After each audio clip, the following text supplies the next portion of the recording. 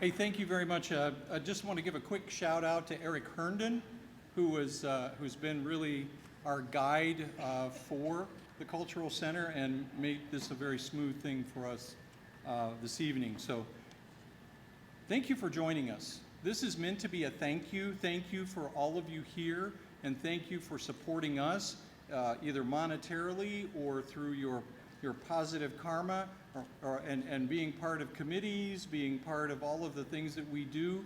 Obviously, I think you all realize we couldn't do it. We have a small staff, so we rely on committees, and we rely a lot on the folks that are in this room tonight. So thank you very much. I'd like to talk about a few highlights of Dubois Strong initiatives from 2022 and then thus far in 2023. I'd like to begin with the Workforce Relocation Incentive Project. It's probably the most showy thing that we have done. You probably see pictures of me and Brenda scattered about in front of you. Look at the ones that Brenda's on. Skip by the ones I'm on, and I'm okay with that. So, but it is one of the more showy projects that we had. I'll get into a few of the numbers here. We know we're competing for population and workforce growth. That is probably the overwhelming driver for what our organization does. Population growth and workforce. How do we increase both of those? We began partnering with Radius Indiana, and this is back in 2021.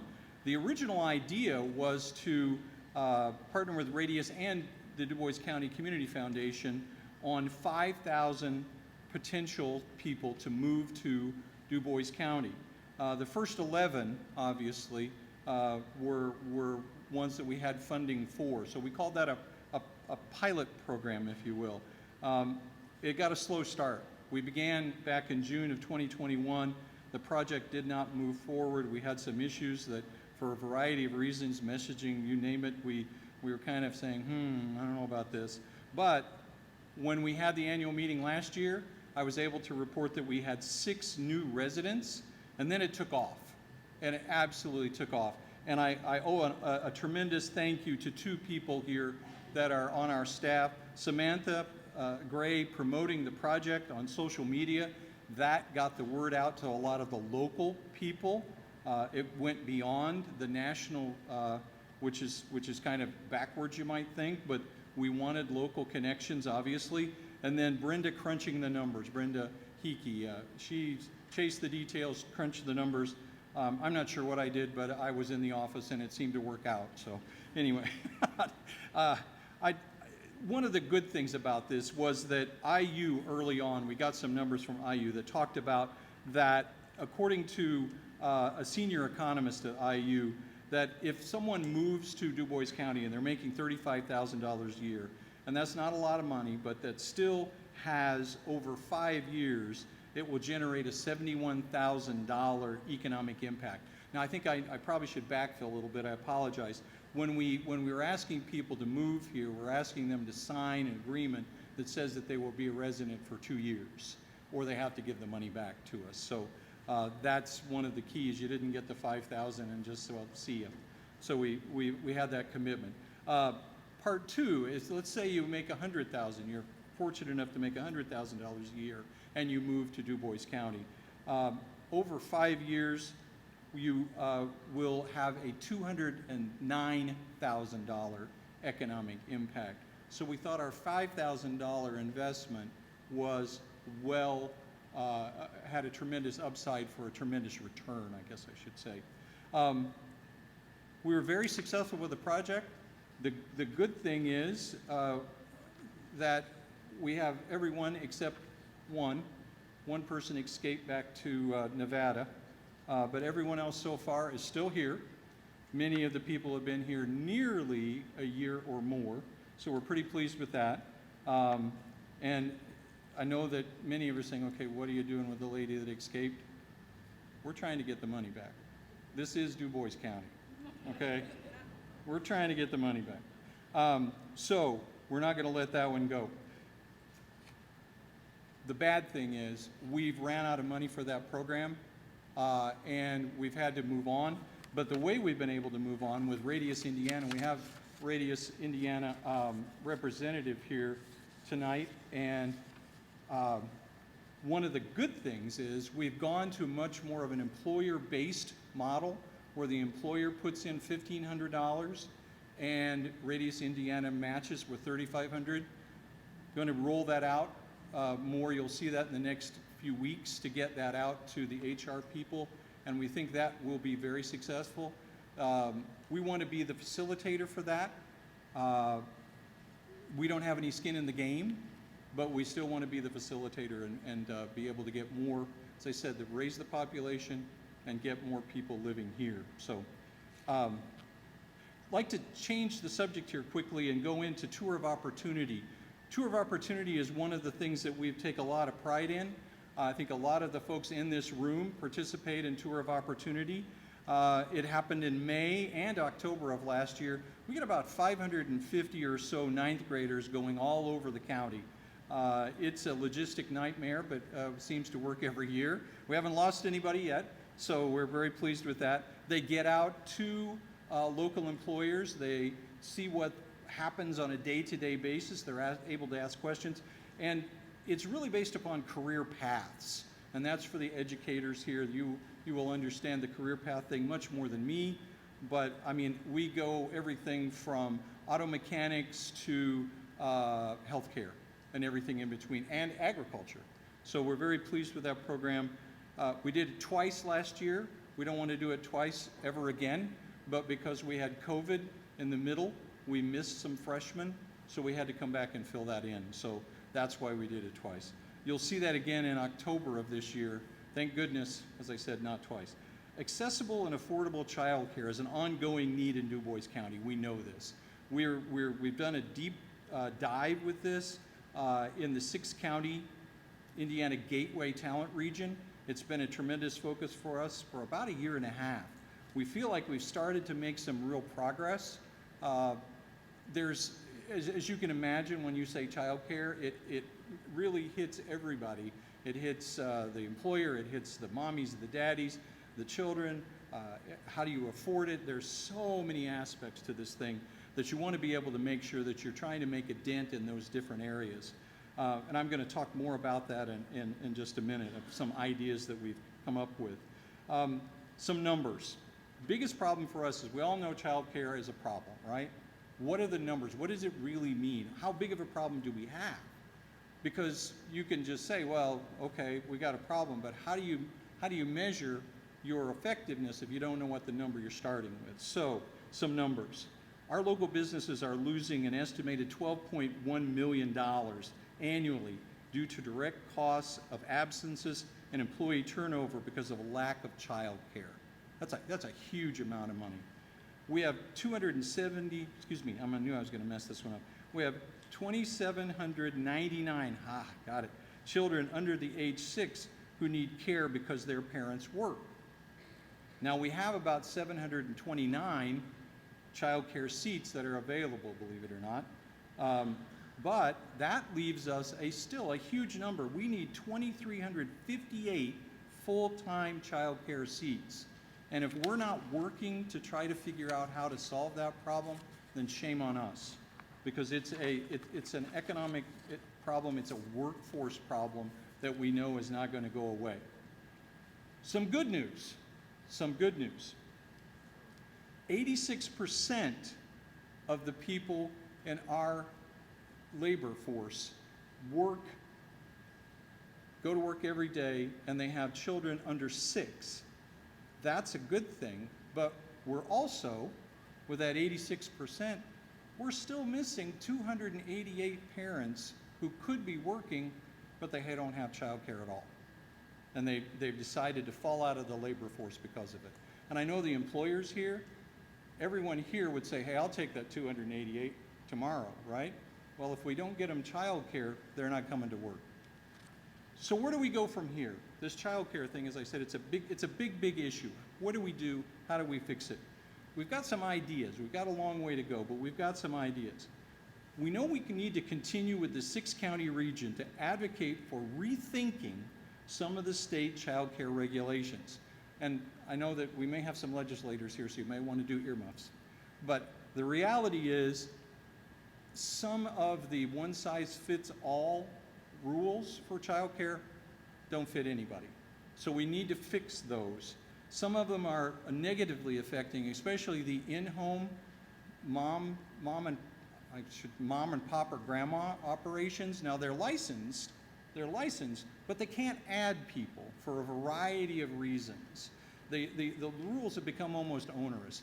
And the idea is that it's safety. No one wants an unsafe environment for your children, but do you want to make it so hard that the lady who's been in childcare for 30 plus years cannot do it anymore because she can't afford to make it work? I think we've gotten there in some cases, and that's really kind of sad.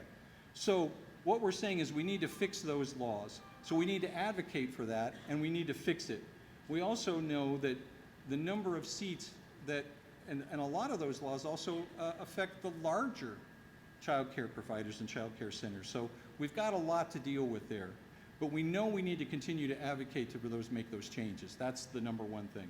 The second one is because child care is multifaceted, we need to look at a not-for-profit organization or a 501c3. And some of you may, oh my gosh, here we go again, we got to have another organization.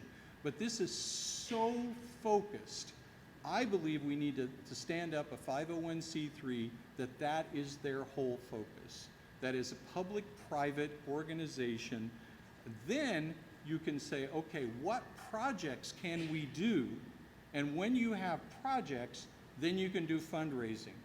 But if you just go to somebody and say, hey, we'd like to have your money because we're trying to fix this big problem, people are going to look at you and go like, okay, but how are you fixing the problem? So we still really need to look at projects that will address the concerns. How do we make a dent? How do we get there? And I think that without that focus, Dubois Strong can't do it. And I know that probably not many of the organizations here would want to take it on either. So we feel like we need to spin that off, stand it up, and say, let's have this focus and a group that focuses. And I honestly believe it's our best way forward. Moving on. Each year in November, we present an Economic Ag Summit. We're very pleased with that. We've done it, this will be our 8th year for the event. We have state, local, national agriculture focuses. We get about 50 to 60 ag professionals, and we're very, very pleased with the number of high-level speakers. We work with Purdue Extension. We work with the Dubois County Soil and Water Conservation. We have been very, very blessed to have great participation, and what a great venue to put the whole thing on out at VUJ each November. So look for that if you know anyone that's in the ag community, because I think we all know the importance of the ag community in Dubois County. We make small business loans for existing businesses and startups. One of the things that we've done for a number of years, I'm really pleased with that too. We oftentimes don't do a lot of loans, and I know I say this to people and they look at me funny. We have incredibly good financial organizations in Dubois County. Every one of the people that I work with in the financial institutions knock it out of the park. I know the competition's got to be tough if you're in banking, because you all do really good work. We don't get a lot of loans because of that, but the loans that we do get, somewhere around $15,000 to $40,000 range is a very common loan for us. We do loans we've done for bicycle shops, car detailing, clothing stores, retail, party rental, logging, car repair, and commercial laundry. So we go everywhere with this. So if you know somebody, really, if you know somebody that's looking to start a small business, or if you're looking to start a small business, come talk to us. Send people our way, please. We've got money to loan. Affordable housing. This is a big one for us. It's an important component of a growing economy. Everybody knows if you're trying to bring in people, if you're trying to attract workforce and get them to relocate, where are they going to live? That was one of our trickiest, most difficult things in referring people to come here, but we were able to overcome it usually. I want to talk just a bit about the 2015 housing study that Dubois Strong put together. We were very pleased because we felt we were a catalyst for growth in 2015. We felt that information was used by a lot of different organizations, and it really spurred a lot of housing development and a lot of building. We worked with, in 2019, we worked with ROI, and I know many of you probably don't know what ROI is. ROI is the Regional Opportunities Initiative, and we squash it, as you can imagine, down to ROI. In 2019, we worked with ROI on a regional housing study. Now, they did some breakout information for Dubois County. So I don't want to get too number wonky here, but from 2019 to 2030, we need to average somewhere around 195 or 200 plus new housing units. Now, when some people say, what do you mean housing units? I'm talking apartments or single family, because we need a mix. But we need those numbers, that 195 to 200 plus every year from 2019 to 2030. So we've got a long way to go. Now, there is some good news. There is some good news. I always like to throw that in. Angie Giesler, who probably thinks I'm a bit of a pest, but she's really nice to me anyway. I took her muffins, which doesn't hurt, right? So Angie Giesler came through with some information for me. From 2019 through 2021, we had 663 new housing units constructed in Dubois County. That's approximately 273 apartments and 390 single family. So we were kind of keeping even for those 3 years on that approximate 200. Now, I know we've lost out, obviously, we've gotten behind now because interest rates went up, people aren't building as much, logically, but so we probably, we don't have numbers yet, but we know that we're probably behind on that. I know the mayor would probably say so, and the folks in Ferdinand as well. We've had some good spurring of growth, but it's kind of, it's definitely slowed. So over the next 8 or 9 years, we need that 200 plus houses. So we got a ways to go. So I tell you all that because we're going to do another housing study, because we need to know, again, the numbers are important for us, because without those numbers, we don't know where we are. So this year we're going to be doing another housing study with RDG Consulting. We just started it. We're going to have some focus groups in the first part of May. Some of you I may have already drug in to be on the committees. So if you can make it those days, please do. Believe it or not, I'm almost done talking. In closing, I'd like to thank the people here that have made this possible, all of you, as well as Indiana Municipal Power, Springs Valley Bank and Trust, Smithville Fiber, and Midwestern Engineers. We are so lucky to be where we are. We really feel like we're very lucky to call Dubois County home. We're green and growing, and it's a great place to live, work, and play. Thank you very much for your attention.